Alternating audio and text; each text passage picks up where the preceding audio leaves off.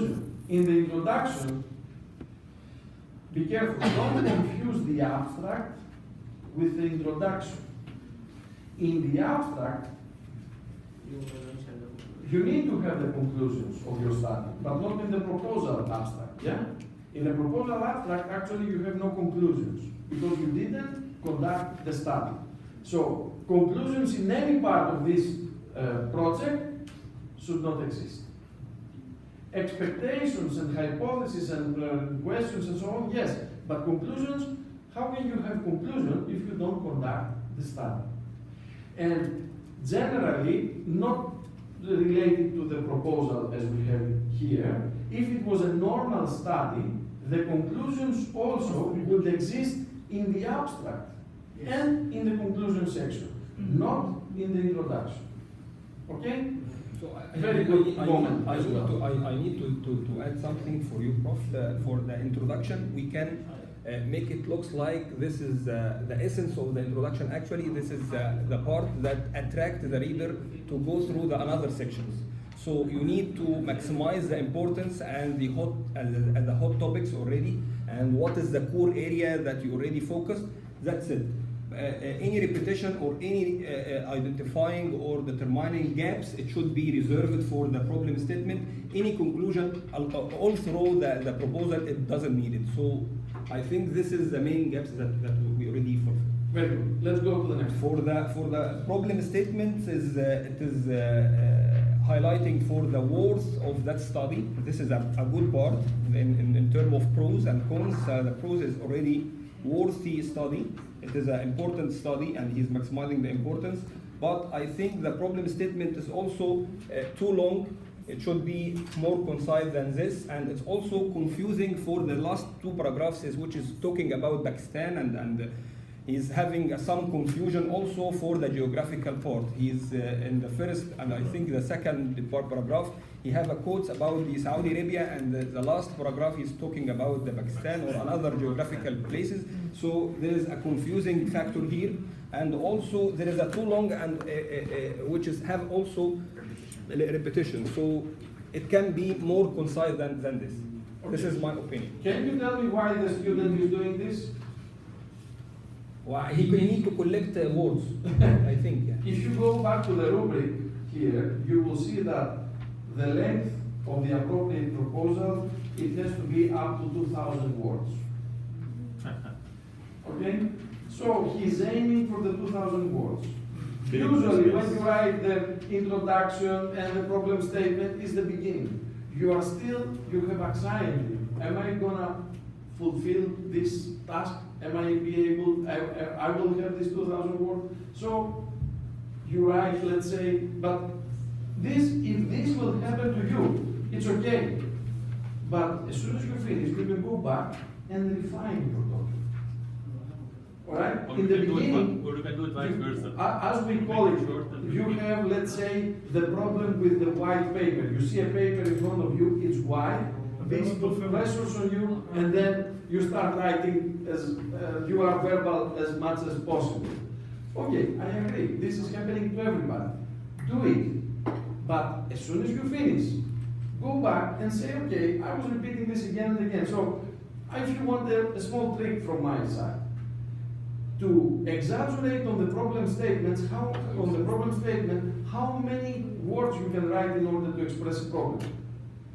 It's not a place that you can concentrate to win an amount of words, to have a high amount of words there. Where you can do it? You can do it in the brief introduction. In the brief introduction, to put someone into the game, to give him the understanding of the whole concept, you can say more things there. We say that it's a brief introduction, but in the same time, it has to describe the whole thing. So, if you want to use words, you can use it there, instead of the problem statement, I would say. Can we say exaggeration provokes the reader?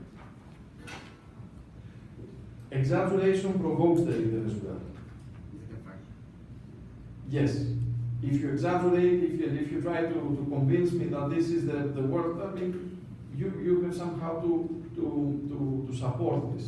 So don't use very strong words. On the other hand, how can you attract the attention? attract the attention with the timeliness of the project, of the problem. If it is a new thing. So there are ways to attract the attention without being very loud. Imagine, put this in your head. I can go inside here and start shouting, then I will try to attract your attention. But this is a nice way of attracting your attention? No. On the other hand, do you know how a speaker can attract the attention of the audience? Slowly. Do you know? Body language and Pause. Hello. How are you? Did you realize it? If I say hello and I stop, and then I say how are you, do I attract your attention? Yes. So there are different ways of attracting the attention. In the other way, I could jump here and say, hello, how are you, and so on. I can attract your attention as well, but there is a good way and a bad way of doing it. So, very good. Can we continue? Regarding the research model, there is it's almost a good part. It is not. We don't find any late parts. It is well defined, the dependent and the independent variables, and he is also even in the dependent and the independent is already subsequently subsidiary dependent and independent. So he illustrating for the independent part, which is motivations, and he break down the motivations based on the motivation which is rewarding the financial and non-financial. This is the independent part. The independent part is the motivation, and he's break down for the financial rewarding and non-financial rewarding. So he's break out also, and the dependent variable for the performance, and he's break out it for the two subsidiary variables.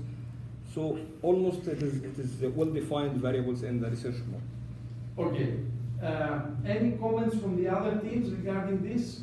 Yes, please. I think that he wrote too many questions about the research person. He must write only one question. No, we are now in the model. In the research Then model. later we follow the order of the proposal. We don't follow this order. We follow the order of the proposal, which is following the order of the rubric. Now, someone asked me which one is the correct way of doing it. Both ways are correct. The reader here wants to extract the information per section. Okay? So if the order of the sections is not that well organized or is not in the correct order, it's not a big problem. It's not an issue that will make you lose marks.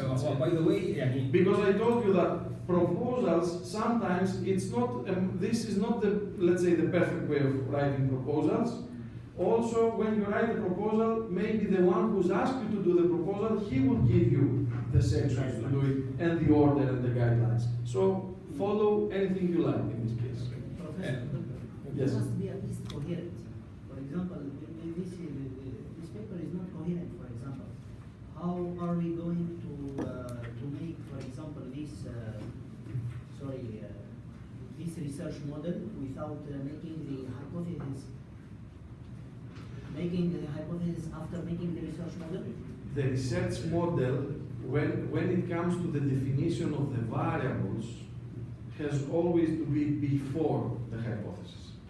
First, you have to realize what are the variables that you are going to work with, and then you formulate the hypothesis. Because if you remember, the variables is like the construction words that will formulate your hypothesis. So in this regard, it's okay to have at least what we call the model, the realization of the variables. Of course, modeling, it is more than that. And in this case, I agree with you. From one team down there, you had a nice comment about this, the description of the variables and the document, the text. Yeah, exactly. Well, I was thinking like I'm reading literature, or because it was like my book. I mean, it's good to know the variables, but you shouldn't. As a reader, I don't want to have to know that variable is so and so and so and so and so and so. But I need to know that he used variables and the variables is. And what are the variables? So the comment was related to the text which is using, he's giving us a lecture of what is an independent and dependent variable, and then he's telling us the dependent and independent variable. So when you really read a proposal, you know what is a dependent and independent variable. The only thing that you are interested in is to see what is the dependent variable. So don't do this mistake. Of course, maybe this mistake is coming again from the need in order to write a lot of words and so on, but there is no point to explain to the reader what is a dependent and independent variable. They don't need to mention dependent variable.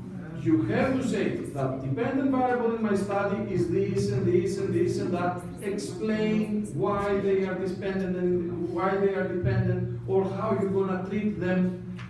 This is absolutely the same. But to tell me, in general, dependent variables are variables that we will change the values. Yes, I know. Definition. Yeah, don't give me definition of what is dependent and independent variable. This is exactly very good. So don't give definitions of things which are obvious. Give what the reader is expecting. The reader is expecting to see the variables that you're going to use in your study. Explain how you're going to use them. Explain why you consider them as variables for your study. You don't see, do we see the why here? Why he is using this as a dependent variable. So these are the things that we are expecting from this part. Okay? On the other hand, it's very nicely clear and stated that these are my variables, and this is my dependent, my independent, and so on, which is the good part. Very nice. Any other thing? Yes? Yes, also in the research model, the variables, it is not include the characteristic. The variables not include the characteristic, we can measure. Gender, weight, height, size, and less. Financial reward, financial or unfinancial. The age of the employee who gonna motivate them, which type of degree they take, female or just male. It should be written. In this case, we let's say you can suggest more variables. What you have here. Correct? Variables? No, I define what characteristic. Yeah. There are two things here. Are the variables that you're going to study, and maybe there are some restrictions in your study. So I will study, let's say, the employment relationship between employment, between motivation. I don't have it in my hand, but what is let's say, one of the independent variables that he's going to use? Performance, financial, award. Financial reward. Motivation, yeah. So the financial reward is his variable. But if you conduct to the study only for female employees, this is a restriction in his study. It's not a variable.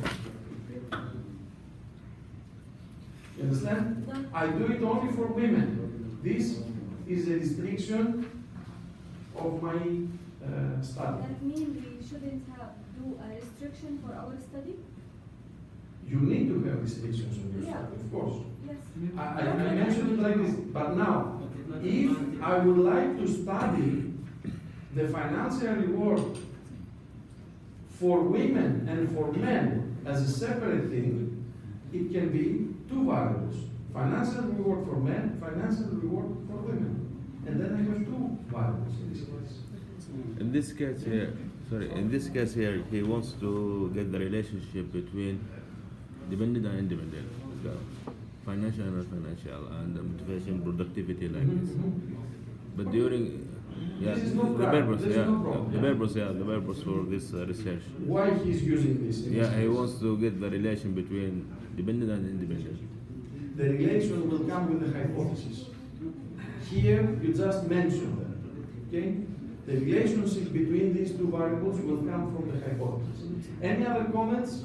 Any other team would like to say something on this regard? Okay, let's go to the next one. So regarding the research questions, the third section for such proposal, we see that we already saw for the questions. The first question: does the employee motivation affect the employee performance? And when you see the second question, it can be replaced of the first question. So the broader one you can use it. So we suggest the removal of the first question. As the first question meaning, does the employee motivation affect the employee performance? Yes or no? And what is the effect? So if you ask first what is the effect, it will be by goes without saying it will be there's an effect or not. So I think you can select the repetition. Yeah. There are questions that could be, and your team, you mentioned something about the questions. Too many questions. Too many questions. Be careful. The more the questions, the bigger the study. Can we consider this study that big to have 5 questions? How many questions? No. 6. So 5 or 6. Five. So it is obvious that since the study is this one, asking more questions on the same thing, you just repeat the same question. So as a rule, I will tell you that if you conduct a research in this level or in this magnitude that we are discussing, more than 3 questions, it's something wrong. Usually 1, 2, maximum 3. Because the research question is that everything is related to. Everything is mapped against the research question. The objectives, the hypothesis. So if you have many questions, can you imagine how many variables you need to have? Can you imagine how many objectives you need to have? It becomes very big. Anything else that you would like to comment? Yes? I want to ask this first question. Actually, is the topic of the proposal. Yes, usually. You remember what we said is the question? Is the topic of the proposal expressed in a question. So, actually, you expect to have one thing. Now, maybe the proposal, it is, let's say, directed in two areas. And in the title, it's just, we do this for this and for that. In this case, you can have 2 questions. Say, 1 question for this, 1 question for that. Two research questions. Because in the title, you can have it with and. I conduct this research for fast food and for, let's say, VIP dining restaurants. In the title is with and. In the research question, you can have what is the effect in fast food companies, what is the effect in VIP dining restaurants. Yes? And the second thing is the question number 3. Yeah. He includes the conclusion in the question because he asked, how does employee motivation lead to productive and achieving employees? So as he concludes that the motivation will lead To productivity. productivity and achievement. The conclusion is in the question itself. Yes. Okay, so it's something that we have to be careful. The question is just what? What you want to achieve, know. Not the conclusion. Question, please. Yes. Does this student succeed? Look, all of you, and this is a student, yeah? And you don't, here we are 30 people and we are judging on the same thing. It means we have 30 brains working on the same thing. When you will sit down in front of your paper, you don't expect to have 30 people. That's reasonable, yeah? So the one who is judging these things knows that is one person who is doing it for the first time, and I'm not expecting. Here we try to all of us knowing that the proposal, there's a lot of critiques that we have. But this is the benefit of the class. We are inside the class, and you hear what one says, the other one says, and when you are sitting alone, then all these things come to your mind and makes yourself to do better. I told you, it has nothing to do with perfect and very bad. It is, it's very vague. All right, let's move on. So for the another section, for the objectives, again, also the repetition. For the objective 1 and the objective 2, he asking in the objective 1 stated in the objective 1, analyzing and understanding the effects of the independent variable on the dependent variable on dependent, يعني the relations, the effect of the two variables.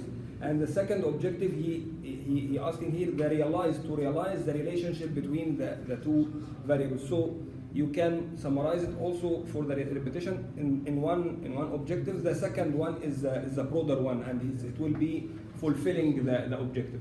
If you're asking about the effect or you're asking about the relationship, I think the relationship, it's not worthy to know. If I know the relationship, I will by default I know if there is effect or not. So I think the objective 1 and objective 2 repetitions, this is the first remark. The second remark also, the sequence of the objectives to be in a sequence part in the objective 3 and objective 4. It will be reordered, or it will be replaced with each others. As objective 3, he need to know understanding how could employee motivation be put in a practice in right manner.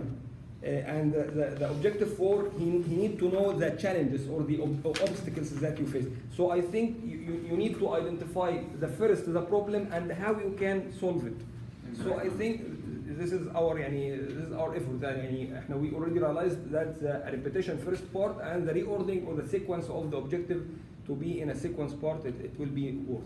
But in the positive side on the objectives, he used the verbs that we already defined it, to realize, to understand, to analyze or realize or whatever, and defined the goal to be achieved. He need to achieve the goal of the so he specifies the goal that needs to be achieved. So I think this is a positive part. The negative part, I think, the repetition again, and also the sequence. Okay.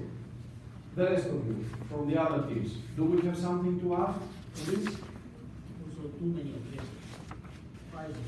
5 objectives. Yes, well, for 5 questions, 5 objectives is few. Usually, the objectives are more than the question. Usually, one question can be mapped with more than one objective. Yeah? In order to answer the question, you may have more objectives in your study to answer the question. So, based on the question, the amount of objectives is fine. But anyway, keep in mind that the big problem was the research questions that were to make. Okay. For the hypothesis, I think there's lots of it is most confusing. He's stating the H1 and the H0 and the H2 and the H0. I think is very complicated. He can make it simple more than this. It is not well defined, the hypothesis. Actually, in the hypothesis, you need to provide the design or whatever, the hypothesis type, if it is null hypothesis or the alternative hypothesis. So if there is any relation or no relation, that's it. I think this is to make it simple. He subdivided into if there is effect or no effect, and this is the hypothesis H1 and H0 and H2 and H0. I think it can be make it easier than this. This is I disagree. You are disagree? Yes. Okay. Be careful. You know that the hypothesis 0 and the alternative hypothesis is, let's say, they go in pairs. So putting up a hypothesis H1, it's a good thing that in the same time he mentions hypothesis 0 for this hypothesis H1. And he's doing the same thing for the second hypothesis. He again put the hypothesis 0. Why he's doing this? Because since you state the hypothesis 0, you can work with your study against the rejection of hypothesis 0 in both cases, and as soon as you can reject this both H0 hypothesis, you accept your alternative hypothesis. Yes, please. Shall we write that? Shall we write? I think that we should only write H0. This is H0. We are going to see if there is any relation between Y and X, for example. If it is not true, that is to say H1 is true. Yes. I think H1 and H0 it's okay. I should mention. Yes. Why I'm putting H2 and H0? Why? Is it Yes, necessary? That's another question. Is there a need for another hypothesis? Yes. Or the hypothesis H2 is a different hypothesis from H1, or is the same thing expressed with different words? Yes. Is it correct?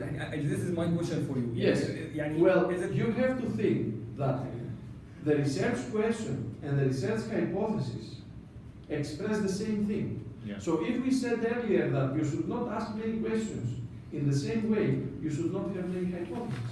Yes. Or the amount of hypotheses that you can have in your research is also related with the size of the research. So if we would agree that we have, let's say, I don't want to make it one by one, but if we would agree that we need one research question, maybe we will not be able to formulate more than one hypothesis as well. That needs to be proven. Okay? But on the other hand, depends also on the amount of variables that we are going to study. How many variables does this study have? I'm talking about dependent and independent variables. So he has two variables here as independent, okay? So the top that he can express is two hypotheses, maximum. He cannot go beyond that. So if he had more variables, then we could, let's say, justify the need for more hypotheses. Yes, please. Doctor, I'm asking in our report, should we write H0, H1? Should we write both of them? Yes. It should be aligned together. Yes. In different ways. One has to be the rejection of the other one. Yeah.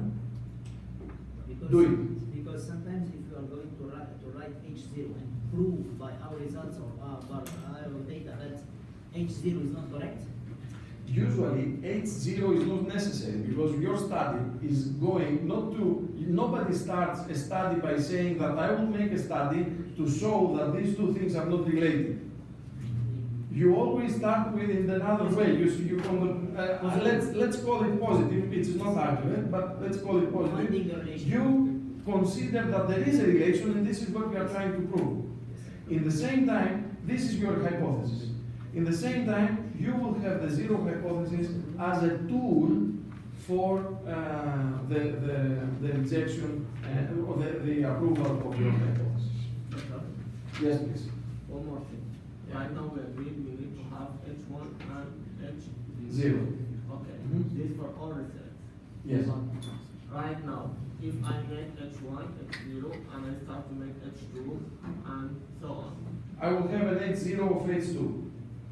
Sorry again? I can have H0 of this, of the second hypothesis.